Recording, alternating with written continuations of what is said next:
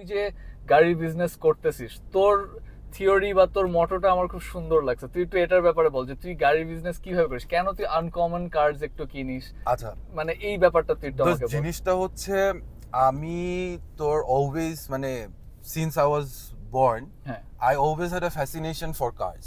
মানে we both did, আমরা সারাক্ষণ গাড়ি নিয়ে গল্প করতাম। তুই ছোটবেলায় দেখতি মানে তোর যখন ইডি না এক্সিভ যেটা ছিল ওটা নিয়ে আসতি, দোস্ত লেটস গো মানে always that craze was in me, right.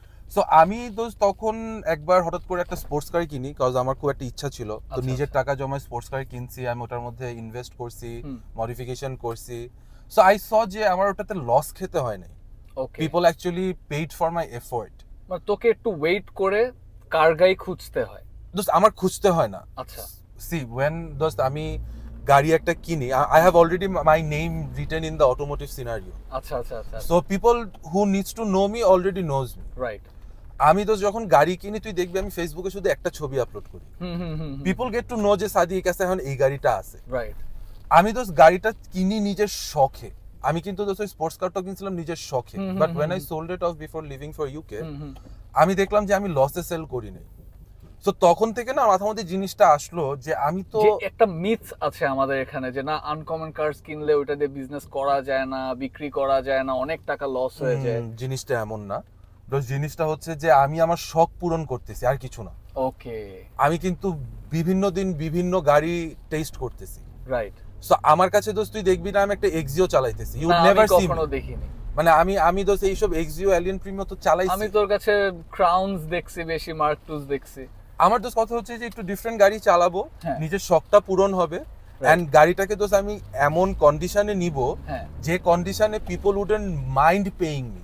Okay okay. মানে you are paying for my effort for maintaining a car in this state. মানে ইউজুয়ালি যেটা দেখা যায় যে দোস্ত যারা আমাদের বাংলাদেশে বিজনেস করতেছে, হ্যাঁ ব্রোকাররা আমাদের লাইফ ইজিয়ার বানায় দিচ্ছে, ইটস ট্রু, বাট হচ্ছে ওরা যে স্পেয়ারস গুলো ওরা একদমই কম খরচ করতেছে। দোস্ত তারা রিপেয়ারে যাবে, বেশিরভাগ রিপেয়ারে যাবে, মানে তারা ভালো স্পেয়ারস খরচ করে ওটা তো তাদের নিজের পকেট থেকে যাচ্ছে, and they are not sure যে কত টাকা দিয়ে গাড়িটা বিক্রি করতে পারবে।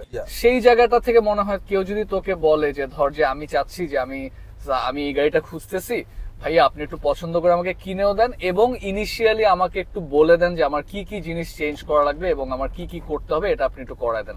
আমি এমনও গেছে যে আমার যারা ফ্যামিলির মেম্বার বা ফ্যামিলির বাইরেও আমি যখন গাড়ি সেল করছি, আমি কিন্তু প্রি অর্ডারেও ইউজড গাড়ি সেল করছি।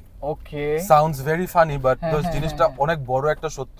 আচ্ছা আচ্ছা আচ্ছা। বিকজ দেখা গেছে যে মানুষজনের ওই ট্রাস্টটুকু আমার মধ্যে ছিল, এন্ড আমি অলওয়েজ এটাই বলছি যে তুমি আমার গাড়ি দেখে মানুষ এটা গাড়ি কেন নিতে যাবে না যদি তার গাড়িতে অনেক টাকার কাজ থাকে বা অ্যাক্সিডেন্ট হিস্ট্রি থাকে। Right right right. আমার গাড়িতে দোস্ত যখন প্রি অর্ডারে আসে, আমি গাড়িটা তোলার আগে ছবি পাঠাই যে did you like the colour.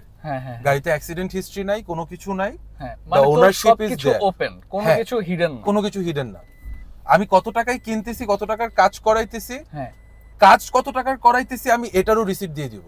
ওকে ওকে। যে আমি এত টাকার মোবিল কিনছি, আমি এত টাকার এটা চেঞ্জ করছি, যাতে আমার কাছ থেকে নিয়ে তোমার হাতে কোনো কাজের কোনো প্রেসারটা না থাকে। Right right. মানে you don't have to consider anything else, just octane ঢালবা চালাবা। ওকে। সো আমি তো সেই সাপোর্টটা দিয়ে থাকি অল দ্য টাইম। কারণ আমি ওই রিপেয়ারে যাই না, আমার কস্টিং বেশি হয় একটা কারণে, বিকজ আমি প্রতিটা জিনিস জেনুইন পার্টস দিয়ে চেঞ্জ করি। এখন যদি কেউ আমাকে চ্যালেঞ্জও করতে চায় যে তুমি জেনুইন পার্টস দাও নাই, until and unless I sell off the car, আমি সব পুরান মাল এবং নতুন মাল তো গাড়িতে থাকেই, পুরান মালগুলো আমি রেখে দিই যে তুমি পার্ট নাম্বার মিলায় নাও। Exactly, you go and check whether this part and that part is same or not. দোস্ত এটার কিন্তু এখন বাংলাদেশে খুবই দরকার, কারণ এই ধরনের রিলায়েবল মানুষ কেউ পাচ্ছে না।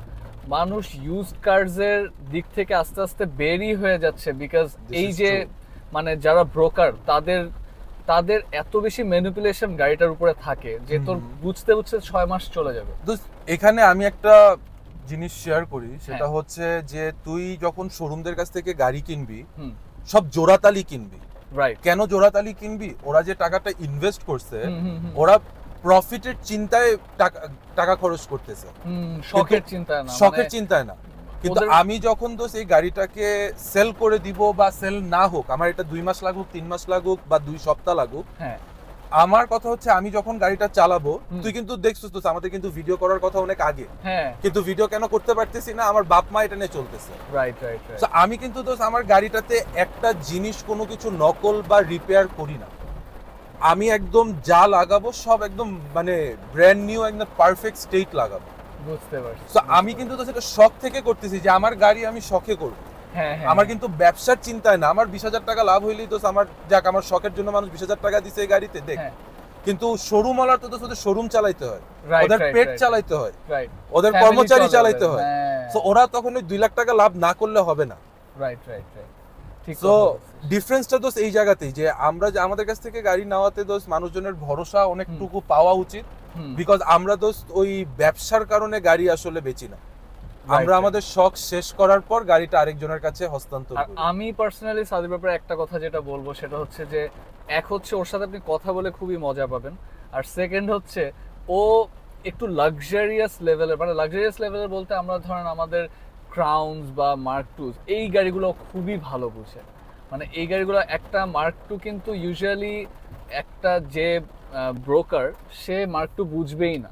হ্যাঁ ঠিক আছে, বুঝবে যে হ্যাঁ এটা কমে পাইতেছে, এগুলি রিসেল নাই, হ্যাঁ এইসব বলে আপনার থেকে গাড়ি নিতে পারবে, কিন্তু ওই গাড়িটা প্রপারলি কি কি কাজ করানো লাগবে ওটা সে বুঝতে বুঝতে তার অনেক টাইম চলে যাবে। অনেক টাইম। জাস্ট আমি আমার মার্ক টুটা 2 মাস লাগাই ঠিক করছিলাম, ফুল রিস্টোরেশন। তারপর তো নিজে অনেকদিন ড্রাইভও করছি। আমি অনেকদিন ড্রাইভ করছি, অনেকদিন দোস্ত, মানে এত শান্তি লাগতো। এন্ড দোস্ত বিশ্বাস কর, আর ওর একটা ওসিডি আছে যেটার কারণে ও হচ্ছে গাড়িটা তো ওভাবেই ঠিক করবে, মানে যতক্ষণ পর্যন্ত নিজে ড্রাইভ আমার মন মতো না হবে। হ্যাঁ